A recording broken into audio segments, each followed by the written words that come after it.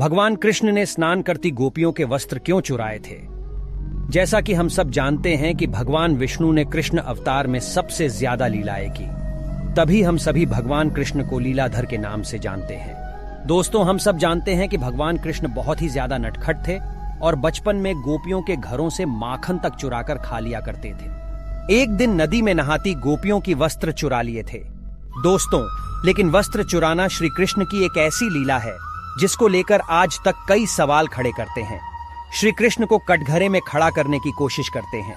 उनकी लीला को गलत और अनुचित बताने का हमेशा से प्रयास किया जाता है। भगवान कृष्ण ने स्नान करती गोपियों के कपड़े क्यों चुराए थे? क्या है ये लीला और क्या है इस लीला की पीछे का असली रहस्य? आज हम इस वीडियो के माध्यम से बताने वाले हैं। इसका 2 कारण है। नदी में नहाती हुई गोपियों के वस्त्र चुरा लेना यह बालकृष्ण की एक नटखट का नहीं बल्कि उनकी एक लीला थी, जिसके माध्यम से उन्होंने बालपन में गोपियों को एक अच्छी सीख सिखाने चाहा। न सब उपयोग को बल्कि आज के समाज की स्त्रियों को भी इसका वर्णन हमें शास्त्रों में मिल जाता है। दोस्तों, पद्म पुराण में वर्णित कथा के अनुसार एक दिन की बात है जब गोपियां जल में स्नान करने के लिए तालाब में उतरती है। भगवान कृष्ण पेड़ पर बैठकर यह दृश्य आराम से देख रहे होते हैं। जब गोपियां नहाने के लिए व्यस्त हो जाती है तो श्री कृष्ण ने गोपियों के वस्त्र चुराकर छुपा दिए। जब गोपियां नहाकर तालाब से निकलने वाली थी तो उन्होंने देखा कि उनके वहां नहीं थे और वह सब चिंतित होने लगी। उसी समय गोपियों की नजर छुपकर पेड़ पर बैठे श्री कृष्ण पर पड़ी। गोपियों ने कहा कि गोपियों को नहाते हुए देखने में जरा भी लज्जा नहीं आती तुम्हें। गोपियां कृष्ण से जब यह बात कहती है तो प्रश्न भी पलटकर कहते हैं कि मुझे लज्जा क्यों आएगी? लज्जा तो तुम्हें आनी चाहिए जो निर्वस्त्र होकर नहा रही हो। गोपियां श्री कृष्ण से कहने लगीं, हमसे गलती हो गई है। अब यह बताओ, तुमने हम सबके वस्त्र कहां रखे हैं? पहले तो कृष्ण गोपियों को मना कर देते हैं, किंतु उनके बार बार अनुरोध करने पर, हाथ जोड़ने पर कृष्ण बता देते कि उनके वस्त्र इसी वृक्ष पर है। पानी से निकल कर आओ और इन्हें ले जाओ। तब गोपियां जल से बाहर नहीं आती और कृष्ण से कहती है कि हम जल से बाहर नहीं आ सकती, हम निर्वस्त्र हैं। हम सभी तो बिना कपड़ों के जल से बाहर, क्या जल से ऊपर भी नहीं कर सकती। तब श्री कृष्ण कहते हैं कि जब तुम नदी में स्नान करने गई तभी निर्वस्त्र थी, अभी बाहर आने में शर्म क्यों आ रही है? तब गोपियां कहने लगीं, जब नदी में स्नान करने आए तब उस समय कोई नहीं था।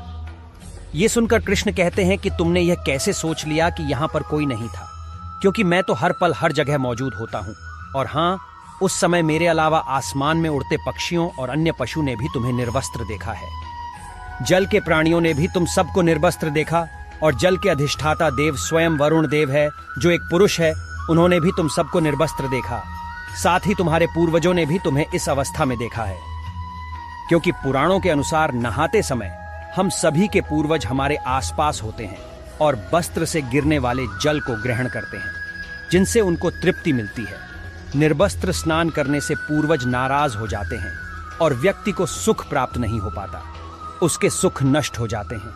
इसलिए कभी भी निर्वस्त्र स्नान नहीं करना चाहिए। कृष्ण गोपियों को यह अद्भुत सीख देने के बाद उनके वस्त्र लौटा देते हैं और कहते हैं कि जब तक मनुष्य शरीर स्वरूप इस माया के बंधन में बना हुआ रहता है तब तक वह मोक्ष को प्राप्त नहीं हो सकता।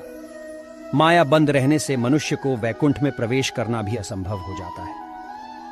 यही समझाने के लिए मैंने तुम्हारे वस्त्र चुराए थे। फिर कृष्ण आगे बताते हैं, गोपियों, इस बात में कोई शक नहीं कि तुम संपूर्ण रूप से मुझे समर्पित हो। फिर भी तुम्हारी वस्त्र माया का प्रतीक है, जो तुम्हारे और परमात्मा के बीच में ऐसी बाधा पैदा कर रही है कि तुम सभी यह जानते हुए भी कि ईश्वर के आगे सब निर्वस्त्र है, फिर भी जल से बाहर नहीं आ पा रही हो। जबकि ईश्वर के करीब जाने के लिए माया तो क्या, श्री पुरुष होने के बंधनों से मुक्त होना पड़ता है। दोस्तों, एक और कारण है जिसके कारण श्री कृष्ण वस्त्र हरण लीला की थी, पर यह इतना रहस्य है कि इसे केवल वही समझ सकते हैं जिनके दिल में माया नहीं है, सिर्फ श्री कृष्ण के लिए प्रेम रहता है।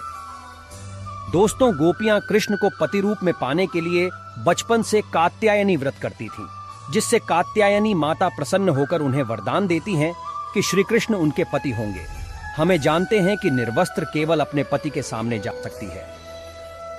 यानी श्री कृष्ण लीला गोपियों को यह संदेश दे दिया कि वही उनके पति है और गोपियों के कात्यायनी व्रत का फल उन्हें मिल चुका है।